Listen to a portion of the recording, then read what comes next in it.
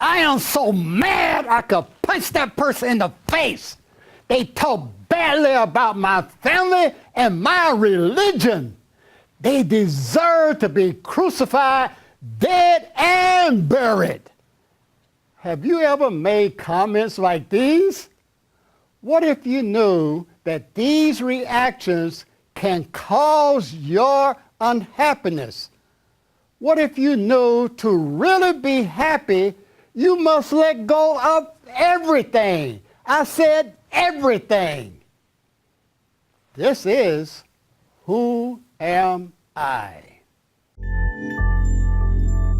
Who am I? Who am I? Who? Our purpose is to awaken. Who am I? To awaken to absolute truth. Am I? Who am I? Who? Our purpose is to awaken to absolute truth. Absolute. Absolute. Absolute. Absolute truth. Our purpose is to awaken. Are they one and the same? Absolute and truth. That's our purpose. Who am I?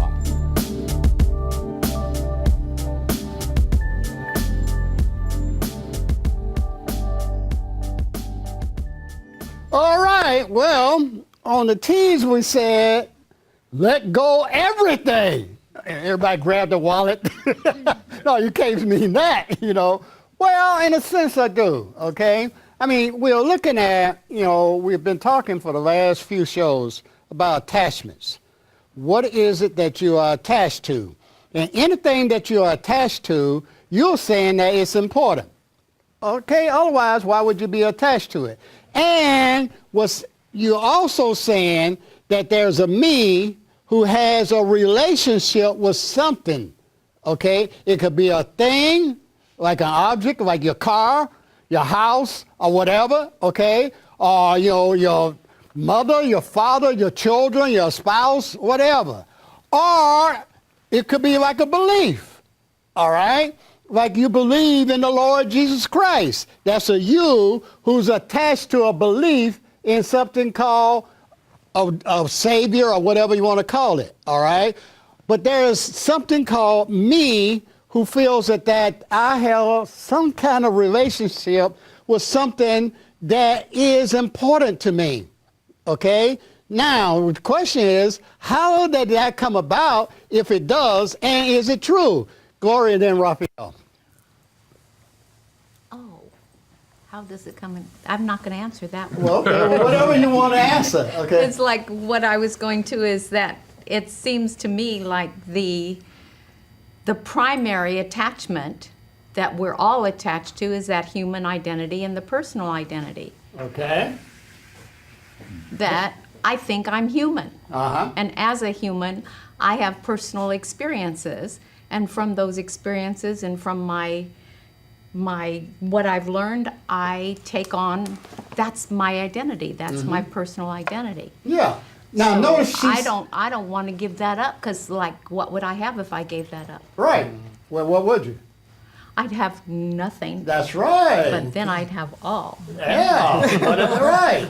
But you really wouldn't even have all. No, that's You true. would be all. I'd be okay? all. See, what's important is, if you notice in Gloria's language, she was speaking English like all of us speak. She used the word I, and then she used like, this is mine. Okay, I have something that I call I, and then I have something called mine. I possess something. I own something. I own a car. Well, Toyota Credit owns it, okay? Or, you own your house. Or maybe Bank of America may own it, but, each month you send a note into it. Or the clothes, you think, this is mine, all right? And I possess it. And I think that it is important to me. Okay? So, as Gloria was saying, this human mind has something called a thought. All right? It's a thought called something that is not me. All right? My car is not me. My house is not me. My mama, or Joan, my sister, is not me. I can say I'm a relationship to Joan, my sister, But then that identifies me as a body. And I had now said I'm in relationship to this body.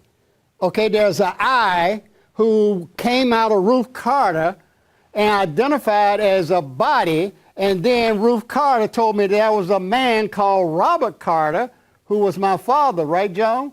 And then there was a girl there named Joan, and they said that was my sister and Bobby and my brother, and so forth and so on. We all have that experience.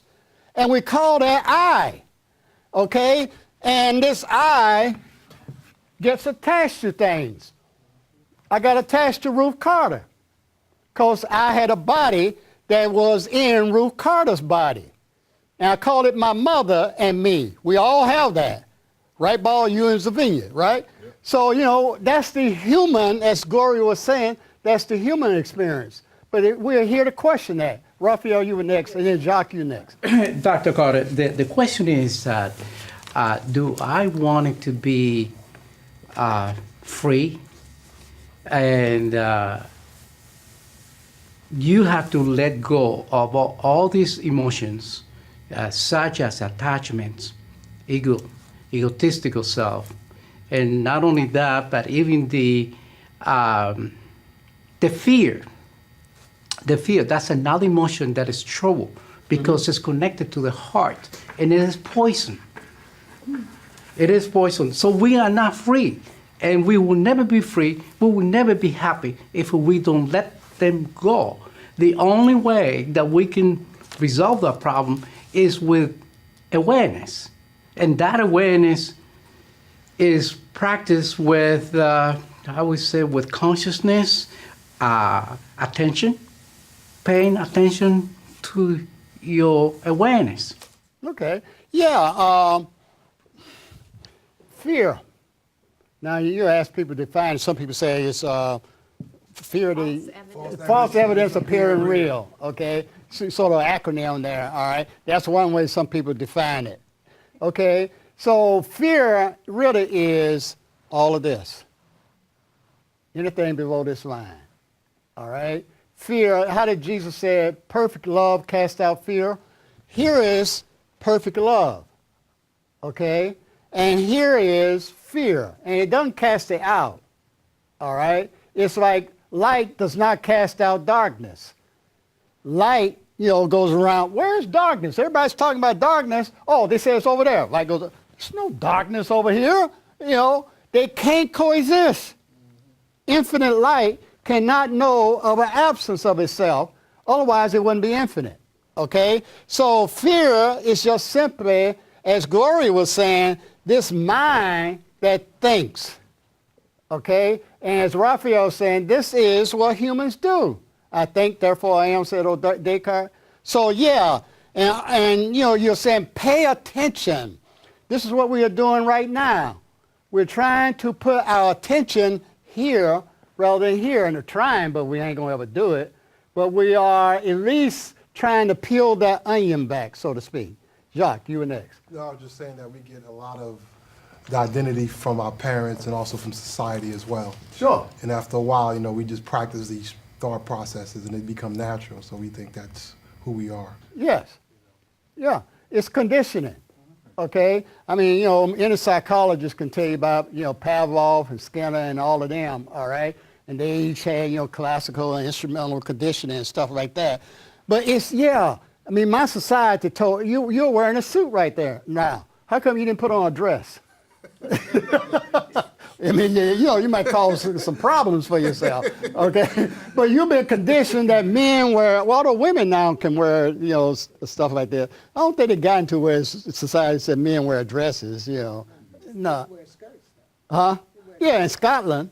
Yeah, right. But anyway, regardless, Muslim guys wear those long dresses type thing, in certain Muslim countries and stuff. Yeah, you are taught, you're conditioned by society. I was conditioned to wear suits.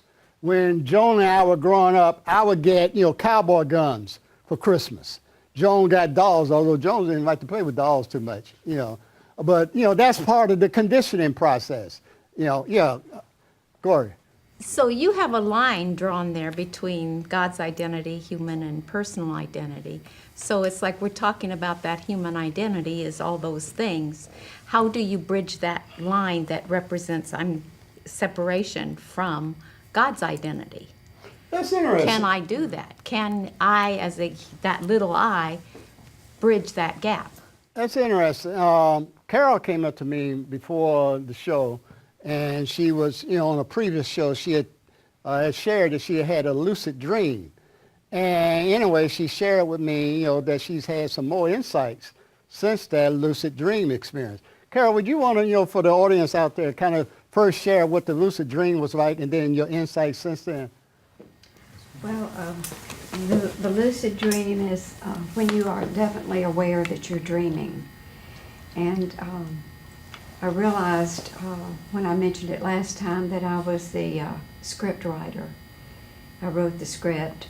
I put the people out there in my dream, and I put in their mouth what they were going to say, how they were going to feel.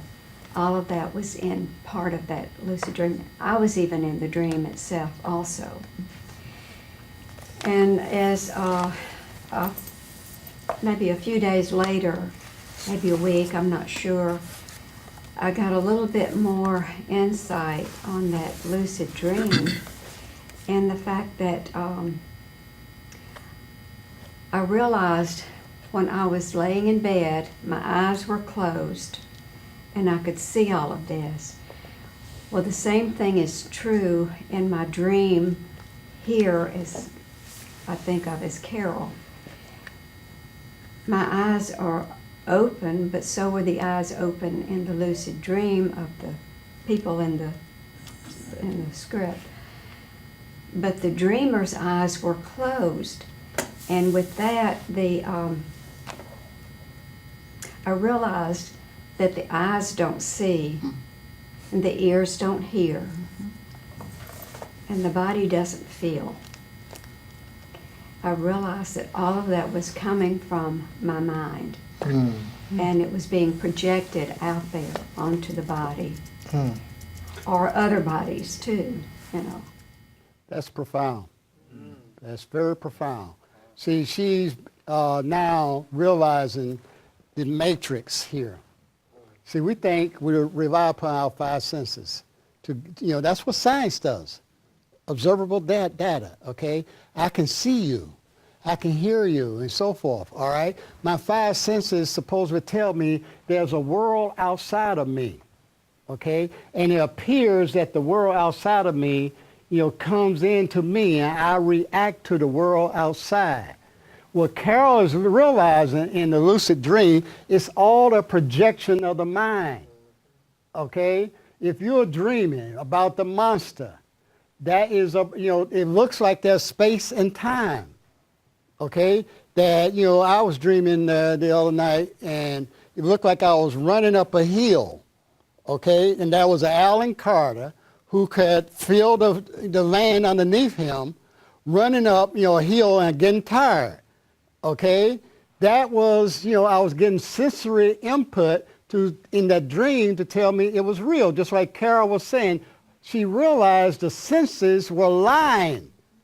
When you realize that the five senses cannot tell you what's real. In the dream, the five senses will tell you that you are, as Carol was saying, you are seeing, hearing, touching, and all of it. Okay? That's the data you're getting in a dream, and you call it, when you're in a dream, you call it real. But when you wake up, you call it a dream. Well, as Carol was saying, she realizes, how do you know the difference between when you are supposedly lying in a bed and having these experiences and here? Okay, how do you know this is real? That's why you must start with what is absolute truth? What is real? That you have to have as your premise, as your foundation. And to answer your question, Gloria, Carol is saying her experience of a lucid dream begins to help her peel that onion back, okay? It looks like you got to ask, how do I know what's real? How do I know that? Just because my five senses tell me something? Do I accept what my five senses tell me? Or like Jacques was saying, do I accept what I've been conditioned? What my mama taught me, what my daddy, teacher, preacher, whoever told me? Okay? Do I give the authority to those, to my senses? Do I say that my senses are the authority? Do I say that my mama and daddy are the authority of what's true and real? Or because somebody has a PhD, that what they say is real? I got one. Y'all know I can't say what's true, okay? So, I have to question everything to really get to what is real. Yeah, Gloria. Well, I keep thinking about the verse that says, of myself I can do nothing, but through Christ, meaning the light, the truth, I can do all things. So it's like from that human identity, I trust or I rely on my senses to tell me what's so. And to know that that is a lie, that's not, this body cannot do anything, this body on its own. But I think my senses are telling me what's so out there versus that God's identity, all, infinity, love, is what's really moving my mouth, seeing through my eyes. Yeah. Right? Yeah, and it's beyond that. Yeah, because Gloria is no more real than Donald Duck, okay, or Mickey Mouse. Alan Carter is no more real, so you won't think I'm picking on you, all right? The Alan Carter is no more real than Donald Duck or Mickey Mouse, okay? It's a thought, like Carol was sharing. Those were thoughts within Carol's minds that were projected. It seemed like there was a Carol, like she said, there was a Carol in the bed, like we all do every night, and then there's, you in the dream who's doing whatever you're doing in the dream, okay? And all of that seems real, okay? Even your senses, you think, support that. And you're questioning now. That's what we're doing here now, questioning. Archibald and then John. Well, yeah, but you can wake up after a tough dream, and your blood pressure will be up. You can wake up in a sweat from something in a dream. I did last night. So part of what's happening is the body is translating what's going on in the dream into your five senses and autonomic nervous system and everything else. So that's part of what we are as humans. What? That's part of what we are as humans. Because Yeah. basically the body is translating. Well, sometimes you can look at a movie and you can get excited, or people jump or whatever it is when something goes bang. It's all in the movie, but your body is translating that, and it does not want to not translate it because the next time it goes boom, it may be a bullet whizzing by or a car going by or whatever. Yeah, the body is a reaction machine. It reacts to what the mind says, okay? Or, in the brain, but the brain is really, it's not really, it's more than the brain because the brain is just a pound and a half of flesh. See, it is just reacting. You, as Jacques was saying, you're conditioned, number one, okay? But even when I came out of Ruth Carter, just second after I came out of Ruth, this body that is, came out of Ruth Carter, if Dr. Donaldson had just done that, I would have had a startle reflex, okay? In other words, that was part of the, reactive process of the human. Humans are built to react because human thinks that there's something called outside of themselves, okay? And they think that there's something called this, all right? Once I identify with a form, okay, I will have self-preservation. I would try, a cockroach has self-preservation. Okay, if you know anything about cockroaches. I know you don't know anything about cockroaches. Okay, but you all you super huxtables, y'all wouldn't know anything about that. But anyway, the point though is, they identify with a form, and they have self-preservation, survival instinct, if you want to call it. All right, yeah, that's all a program. It's a program to basically say God is not all. That's what it is. Okay, I think who was next? Joan, you were next. And when you said that, because I was sitting here watching and listening, and all of the discussion primarily has been below the line. Right. I think Gloria made a comment early on in terms of how do you get beyond that line. And a lot of people will tell you that you do that through God, that God knows you, He loves you, this kind of thing. He wants you to do stuff, and if you don't do it, whatever. And so there is, at the same time, as a part of the human identity and the personal identity, many people do then have God's identity associated with them through their humanness.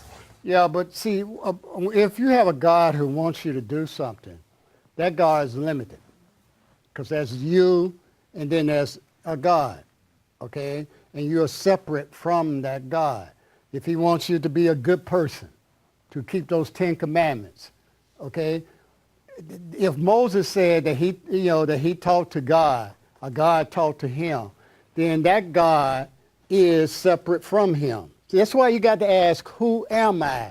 Who is this one who is experiencing this? Okay? Or as Jacques would say, who's this one being conditioned? You and I, John, were raised in Lakeside Methodist Church. We were raised Christian. Okay? And we were taught to worship a God, to pray to a God. We would say grace before, each meal and all that kind of stuff. Go to church on Sunday and so forth, like most of us probably did. Okay? And we pray to a God. That means there's a you who is saying that I'm not God. There's something apart from me. Okay? But when Jesus came to a realization called I and the Father are one, meaning there's no separation between him and God. So that gets rid of Jesus. Okay? God is a jealous God. That don't mean that, he's like, oh, I'm scared that, you're going to find Zeus and Zeus is better than me, Yahweh. That's crazy human thinking. It just means all cannot tolerate anything other than itself. And it can't know about a John. It can't know about a Jesus. It can only know itself, okay? Because it's pure. Okay, Leonard, I think you were next, and then Raphael. This is a difficult way to express what the source of God's identity is, but I've always taken it to be that God was unconditional love and eternal life. And since, as a human, that's beyond my comprehension, starting with the human identity and the way Carol expressed it so eloquently and profoundly, is that she had an experience of oneness, it appears to me.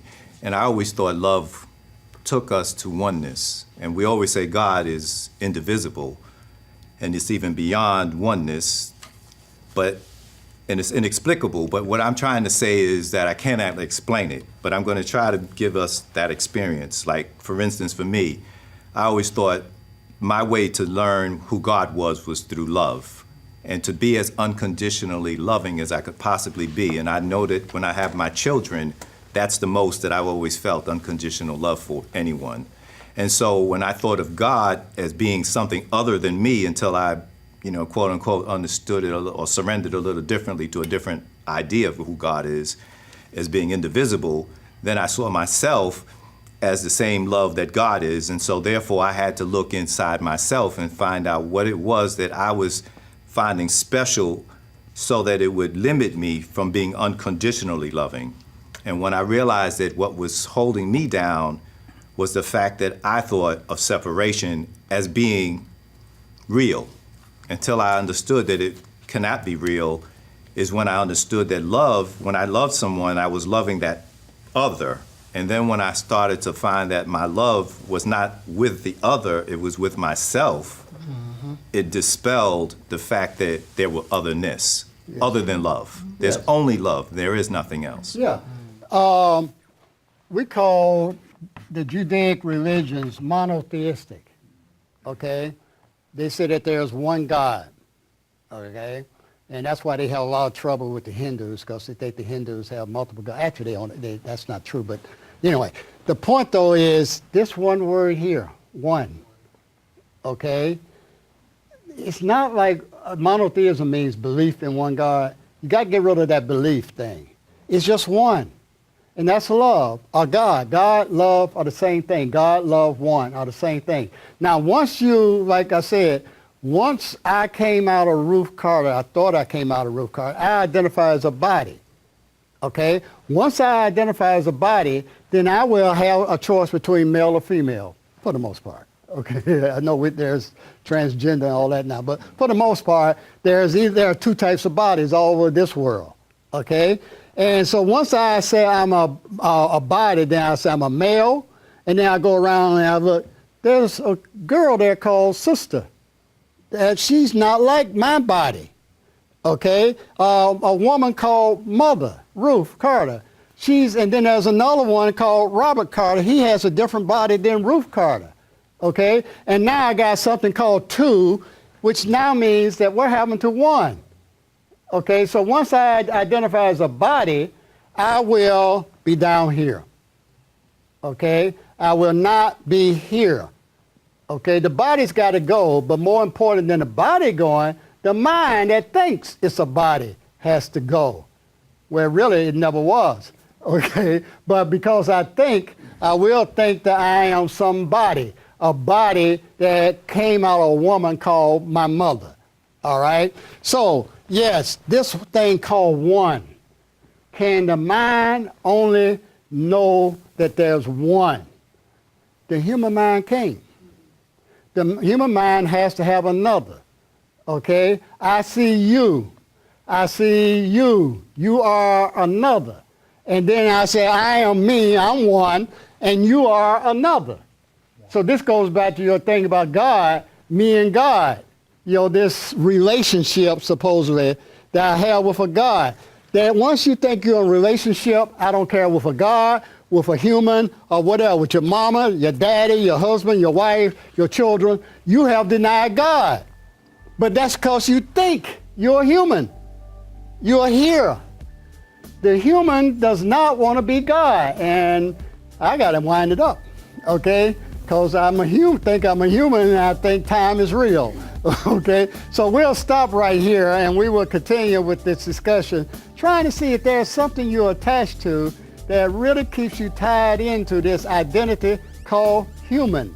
This identity not only called human, but identity with a body that you personally call whatever your name is. I call it Alan, Joan calls her body Joan. But is that who I am? This is what we are here to find out.